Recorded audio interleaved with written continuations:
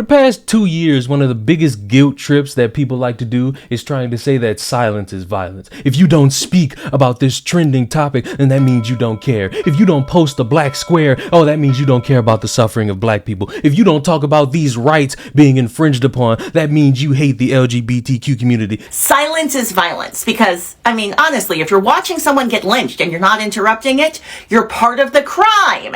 If you are not interrupting the violence, you're helping it to happen. This weird game where you're trying to guilt trip people into caring about something they either don't care about or don't know anything about is sad. You could just let somebody know honestly what's going on. And if they show interest, fine. If they don't, it's fine. You should continue to do the work necessary to get the word out there. But since people like to play this guilt trip game, I'm going to participate in that. And I know somebody's going to cry and say, oh, why are you bringing this up? Why don't you talk about something good? Why are you always glorifying the good and pretending the bad doesn't exist? Prominent trans activist celebrated by liberal press faces 16 felony charges of a boy. A prominent trans activist who was highly praised by liberal media outlets and institutions is now facing 16 felony charges for the alleged of a minor following investigation. Carlos Arturo Aparicio Hernandez, I'm not saying that ever again, of Taylorsville, Utah, a biological male who identifies as a woman named Raza, is accused of the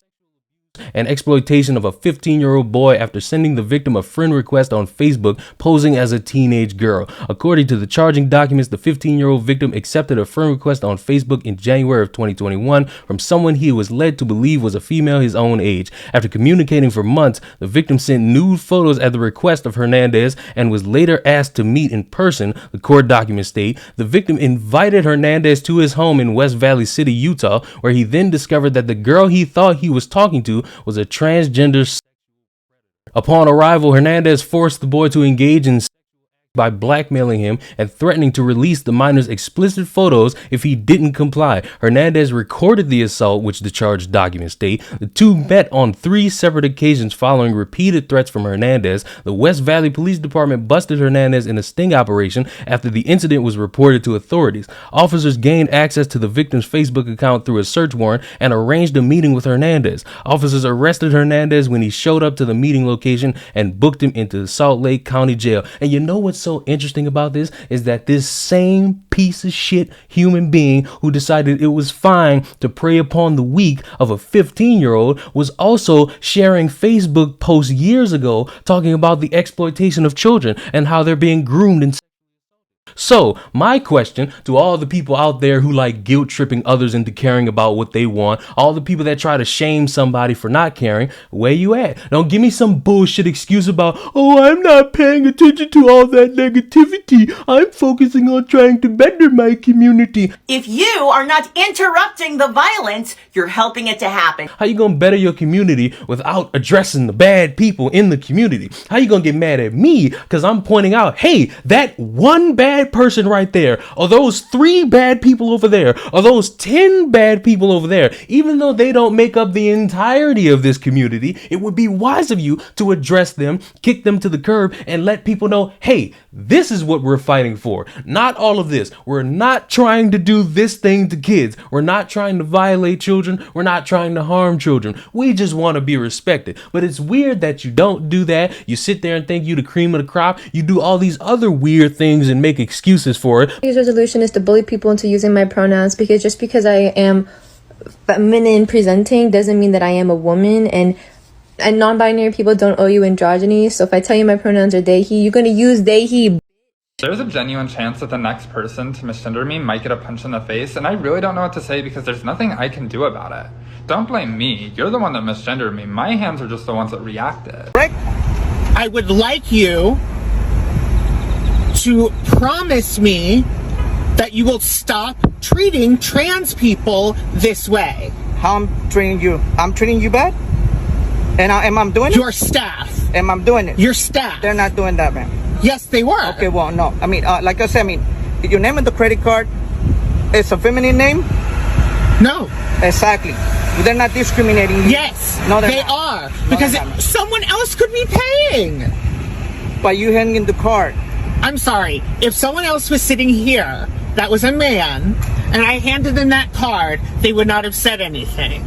But because I'm alone, they're going to be an and discriminate against me and be transphobic. See? Nobody's transphobic like you're saying. No, Nobody that discriminating. is what's happening. No, that's how you feel. I'm so No, sorry. no, that you it's feel actually like that. not how I feel. Yes, you are. There's Because a you're difference. doing this because of that. No, there's a difference. You know, because I mean, like in my sexuality, whatever it is, and I feel confident of who I am. I'm not what I am. talking about sexuality. That's what you're just telling me You right don't now. even know what we're talking about. So how can you tell me I don't know what I'm talking about? We're talking about gender identity. You're talking about sexuality. Okay. There's a difference. What are you? So I can call you. What are you? No. What are you? Just Why tell me, what does are it you? matter? No. What are you? Why does it matter? What are you? Why does it matter? Oh, it doesn't matter to you. But to me, I'm a male. Okay? Okay. So, what are you? So I can call you sir or ma'am. What are you? What would you assume looking at me? What are you? What would you assume looking at me? I assume that you're a man. Okay?